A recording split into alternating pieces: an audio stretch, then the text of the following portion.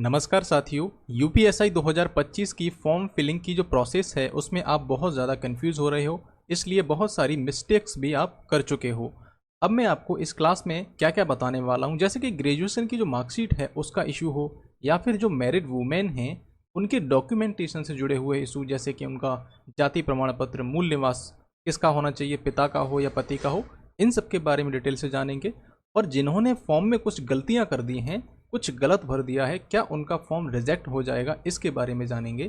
तो ये सारे विषय हैं, हम आज इन पर चर्चा करने वाले हैं। इसके अलावा जो भी आपके डाउट हैं वो इस क्लास में आपके क्लियर हो जाएंगे। वीडियो को लास्ट तक देखें, मैं आपके इस फॉर्म फिलिंग से जुड़े हुए जितने भी डाउट हैं उनको क्लियर करने का प्रयास करूंगा।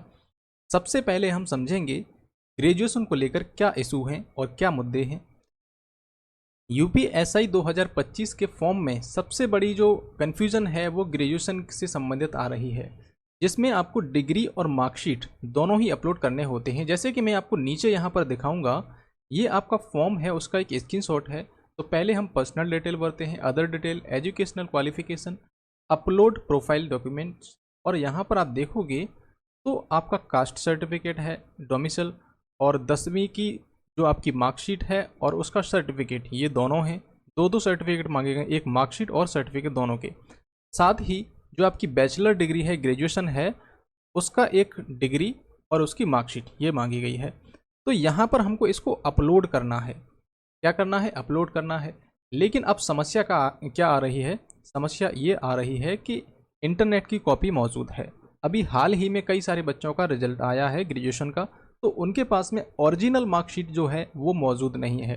उनका ये सवाल है कि इंटरनेट की कॉपी अपलोड कर सकते हैं या नहीं।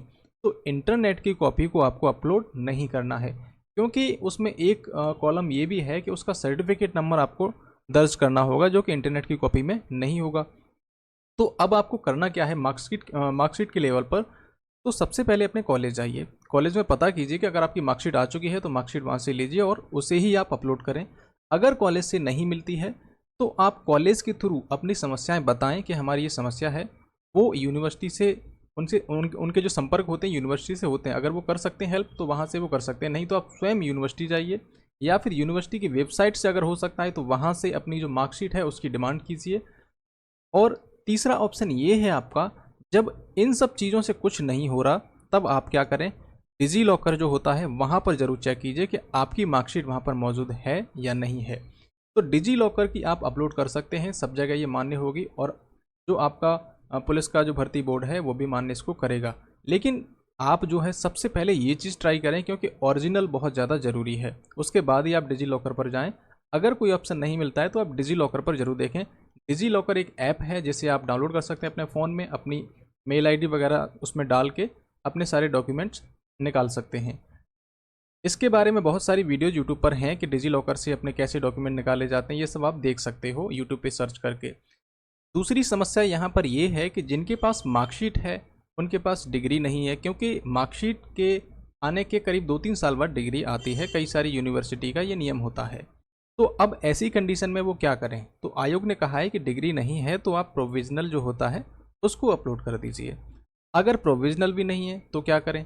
तो सबसे पहले आपको ये देख लेना चाहिए, यहाँ पर ये देखिए, ये कह रहे हैं कि बैचलर डिग्री का सर्टिफिकेट भी चाहिए और मार्कशीट भी चाहिए। इस संबंध में भर्ती बोर्ड ने निर्देश दिए। पहला ये है कि 10वीं और 12वीं की अंक तालिका, 10वीं और 12वीं को लेकर भी कई सारे डाउट्स थे। तो यहाँ पर कहा है कि 10वीं और 12वीं की जो मार्कशीट है और आपका सर्टिफिकेट है वो अगर अलग अलग नहीं है, पहले क्या होता था, मार्कशीट अलग होती थी और एक होता था सनद जिसे सर्टिफिकेट कहते हैं, वो अलग होता था। लेकिन अब क्या हो रहा है, अब वो दोनों एक ही पेज पर आते हैं। तो यहाँ पर निर्देश ये दिया गया है कि यदि अंक पत्र एवं प्रमाण पत्र, जो आपका सर्टिफिकेट और मार्कशीट है 10th और 12th की, दोनों अलग अलग हैं, तो आप उनको अलग अलग अपलोड करें।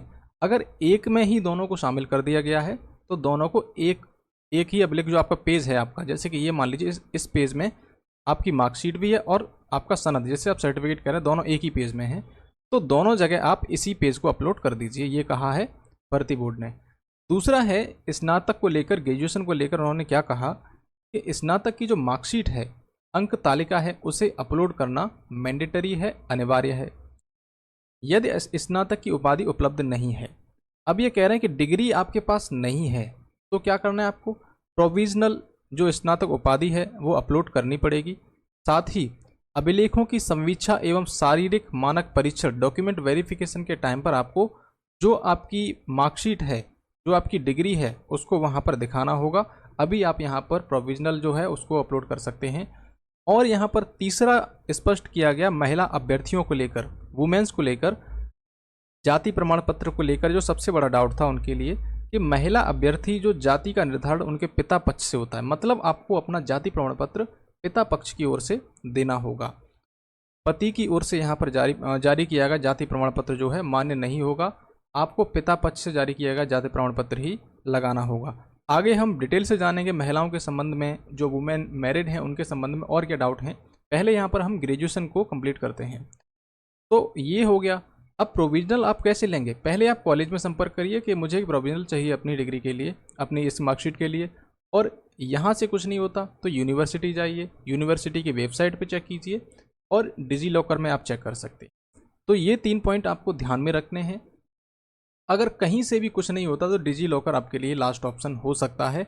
और सबसे बेस्ट ऑप्शन ये है कि जो कॉलेज वाले होते हैं उनके संबंध होते हैं यूनिवर्सिटी में, यूनिवर्सिटी में उनकी जानकारी होती है।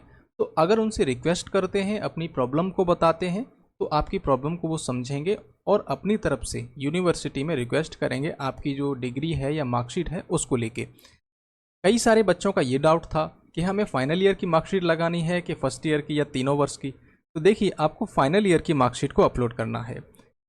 एक यहाँ पर गलती ये हो गई है कई छात्रों से कि उन्होंने फर्स्ट ईयर या सेकंड ईयर की मार्कशीट जो है अपलोड कर दी है फाइनल की जगह।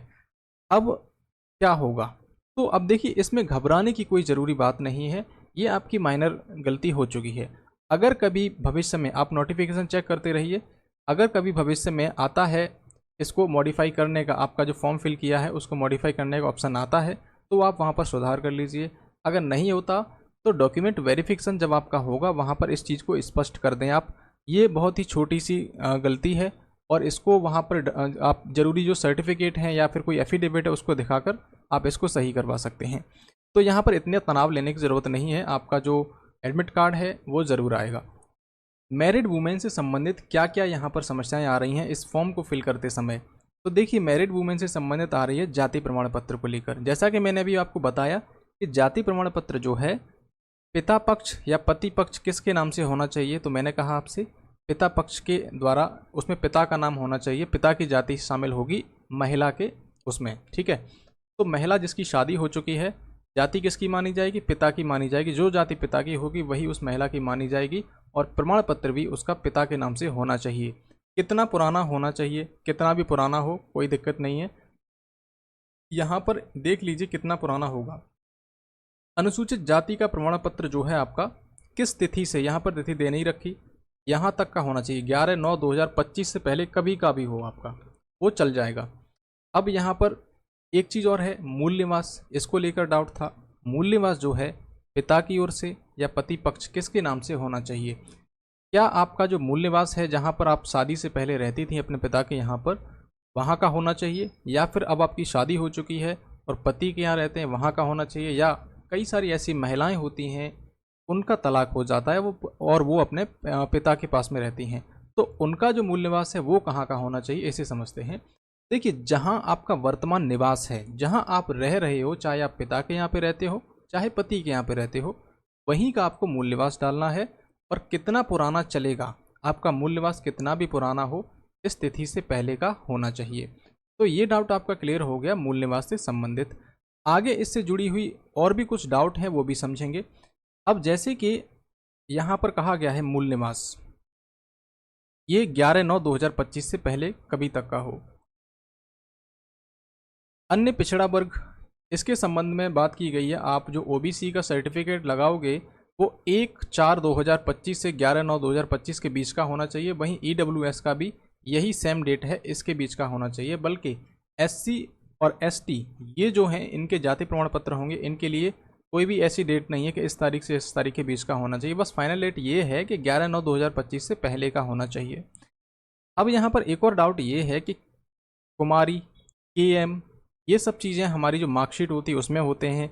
आधार कार्ड में केएम लगा है तो मार्कशीट हाई स्कूल की देखोगे आप उसमें केयू कर दिया है या फिर कुमारी कर दिया है। तो ये सारी समस्याएं भी होती हैं। आधार कार्ड में अलग है और मार्कशीट में अलग है, तो क्या करें। अब देखिए, हमें जो फॉर्म फिल करना है वो 10वीं की मार्कशीट के अकॉर्डिंग फॉर्म फिल करना है। जैसे यहाँ पर आप देखोगे कि जब आप व्यक्तिगत जानकारी पर्सनल इन्फॉर्मेशन फिल करते हो तो यहाँ पर लिखा होता है आधार के अनुसार। तो यहाँ पर अपना पूरा नाम डालोगे, अपनी डेट ऑफ बर्थ डालोगे और अपना जेंडर और पिता का नाम। अब यहाँ पर डाउट ये आएगा, आगे मैं समझाऊंगा, जैसे कि आधार कार्ड पर पति का नाम है और अदर डॉक्यूमेंट्स में पिता का नाम है, तो कैसे फिल करें। जैसे कि कई सारी महिलाएं होती हैं, उनकी शादी हो गई, अब उनके आधार कार्ड पर जो है पति का नाम है, पिता का नाम नहीं है, तो यहाँ पर उन्हें अपने पिता का नाम फिल करना है। चाहे कोई, जैसे कि यहाँ पर देखोगे आप, एज रिकॉर्ड इन मेट्रिकुलेशन, 10वीं क्लास में आपका जो भी पिता का नाम पड़ा हुआ है उसी को आपको फिल करना है 10वीं क्लास के अकॉर्डिंग। यहाँ पर आधार कार्ड में नहीं है, कोई बात नहीं, आप 10वीं क्लास के अकॉर्डिंग यहाँ पे डाल सकते हो और यहाँ पर आपको दोबारा से वही वेरीफाई करना है। तो ये आपका डाउट क्लियर हो गया। अब कन्फ्यूजन आता है एड्रेस को लेकर। जिन महिलाओं की शादी हो चुकी है उनका एड्रेस अब उन्होंने चेंज करा लिया अपने आधार कार्ड में, तो आधार कार्ड में चेंज करा लिया है अपने एड्रेस, और मूल निवास जो है उनका उसमें भी चेंज करा लिया है। तो आपको जो है एड्रेस अपने मूल निवास के अनुसार डालना है, चाहे आपके आधार कार्ड में आपके पिता का एड्रेस डाला हो, चाहे उसमें आपके ससुराल का एड्रेस डाला हो, तो आपके मूल निवास जहाँ का है वहाँ का एड्रेस आप फिल करिए। और इन सब के बारे में मैंने जानकारी जो टोल फ्री नंबर दिए गए हैं उसके माध्यम से हासिल की है, वहाँ पर मैंने पूछा है इसके बारे में। अगर आप चाहें तो आप मुझे कमेंट में बता सकते हैं, मैं उनके जो कॉल रिकॉर्डिंग है उनको अपने टेलीग्राम चैनल पर डाल सकता हूँ। टेलीग्राम चैनल का लिंक इस वीडियो के डिस्क्रिप्शन में होगा, या फिर आप सर्च कर सकते हैं इंडो GS क्लासेस। इस टेलीग्राम चैनल पर आपको उसका लिंक मिल जाएगा कि मेरी उनसे क्या क्या बात हुई है। ये जितने भी पॉइंट्स मैं बता रहा हूँ उन सभी को मैंने उसमें शामिल किया है और उन्होंने क्या क्या बताया है आप उसमें सुन सकते हैं ध्यानपूर्वक। एक डाउट है हस्ताक्षर को लेकर, अपने सिग्नेचर को लेकर। बहुत सारे बच्चे ये कह रहे थे कि हिंदी में साइन करें या इंग्लिश में। देखिए, साइन आपके साइन होते हैं, अब चाहे आप हिंदी में करते हो या इंग्लिश में करते हो। मैं अपने साइन अगर हिंदी में करता हूँ तो सारे डॉक्यूमेंट्स पर, सभी मेरे जो फॉर्म्स हैं उनमें सब मैं हिंदी में ही साइन करता हूँ और साइन कभी चेंज नहीं होते हैं। तो आप जिसमें भी साइन करते हो उसी में साइन करें, हिंदी इंग्लिश का ऐसा कोई इशू नहीं है यहाँ पर। साथ ही यहाँ पर एक चीज़ ये है कि आपको जो है ब्लैक पेन से करना है, काले स्याही वाले पेन से आपको करना है। और एक बच्चे का कमेंट ये था कि सिग्नेचर जो है ब्लू पेन से उन्होंने कर दिया है, क्या फॉर्म रिजेक्ट हो जाएगा। देखिए, ये माइनर गलती है, फॉर्म आपका रिजेक्ट नहीं होगा। आपने ब्लू पेन से कर दिया, कोई दिक्कत नहीं है। और यहाँ पर जो है एक जो जारी की गई है सूचना, हस्ताक्षर जो होंगे आपके रनिंग लेटर्स में होने चाहिए, ब्लॉक लेटर्स में आप इस तरीके से ना लिखें। तो ऐसे करके आपका ये जो है एक बॉक्स होगा, इसके अंदर आपको अपने हस्ताक्षर करने होंगे। हस्ताक्षर किससे करने हैं? ब्लैक पेन से करने हैं। साथ ही यहाँ पर कुछ बच्चों ने ये गलतियाँ की कि यहाँ पर यस की जगह नो कर दिया। एडिशनल डिटेल, जैसे कि मैं घोषणा करता हूँ या करती हूँ, इस तरीके से ये था ना, मैं घोषणा करता हूँ या करती हूँ कि मुझे किसी भी विधि द्वारा स्थापित न्यायालय द्वारा कभी दोषी नहीं ठहराया गया है। I declare that I have never been convicted by any court established by law. इसमें इन्होंने क्या किया है, नहीं को नहीं पढ़ा इसने इस चीज़ को, और फिर यहाँ पर यस की जगह कर दिया है नो। तो अब देखिए, यहाँ आपने बहुत बड़ी गलती कर दी है। तो करेक्शन के लिए आप क्या करो, जो भर्ती बोर्ड है उसको लगातार मेल करें, अपनी समस्याएं इन सारी चीज़ों को कॉल कर बताते रहें। तो क्या होगा, उन पर एक प्रेशर सा क्रिएट होगा, उन्हें लगेगा कि ये समस्याएं जेन्युइन हो चुकी हैं। इसलिए करेक्शन की आपको डेट देंगे, करेक्शन करने के लिए उन पर एक तरीके से प्रेशर बनेगा। तो आपको क्या करना है, अपनी डिमांड जो है लगातार ट्विटर के माध्यम से या फिर उनको ईमेल के माध्यम से, इस तरीके से, और जो टोल फ्री नंबर हैं उनके माध्यम से करते रहें, क्योंकि इसमें कुछ नहीं कहा जा सकता कि आगे फॉर्म रिजेक्ट होगा, क्या होगा। मैंने टोल फ्री नंबर पर कॉल भी किया था, उनसे पूछा था इसके बारे में, तो उन्होंने भी मना कर दिया कि हम इसके बारे में अभी कुछ नहीं कह सकते। अगर आप चाहो तो आप खुद भी उनसे इस बारे में पूछ सकते हो कि इसमें क्या होगा कंडीशन। अब यहाँ पर देखिए, आयोग जो आपका भर्ती बोर्ड है उसने डिजी लॉकर के माध्यम से कहा है कि अभ्यर्थियों से अपेक्षा की जाती है कि वे आवेदन पत्र के साथ संलग्न किए जाने वाले शैक्षिक आरक्षण संबंधी, आयु में छूट संबंधी, मूल निवास संबंधी तथा अन्य सभी प्रमाण पत्र जो हैं डिजी लॉकर पर उपलब्ध हों और उन्हें डिजी लॉकर के माध्यम से ही अपलोड करें। डिजी लॉकर आपके लिए बेस्ट ऑप्शन हो सकता है। साथ ही यहाँ पर हेल्पलाइन नंबर दी गई है। हेल्पलाइन नंबर कौन सी है? 1891100005। इस पर आप कॉल कर सकते हैं। कॉल जब करेंगे आप तो ऐसा कोई इश्यू यहाँ पर नहीं आ रहा है कि कॉल बिजी जा रही है, कोई उठा नहीं रहा, काट रहा है।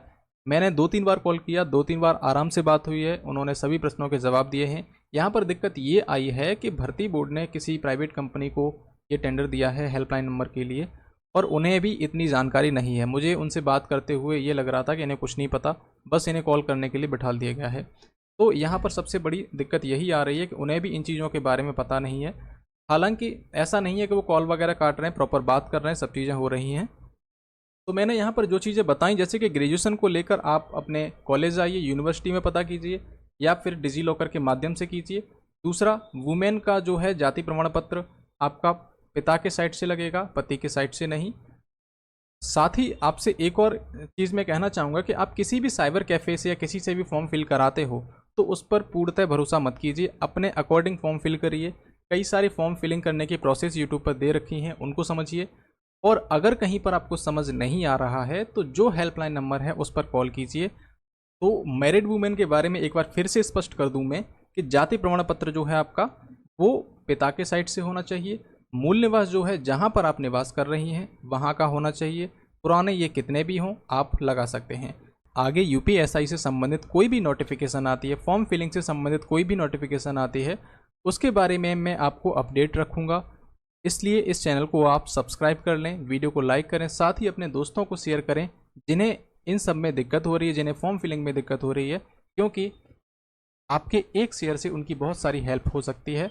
धन्यवाद, मिलते हैं आपसे अगली वीडियो में।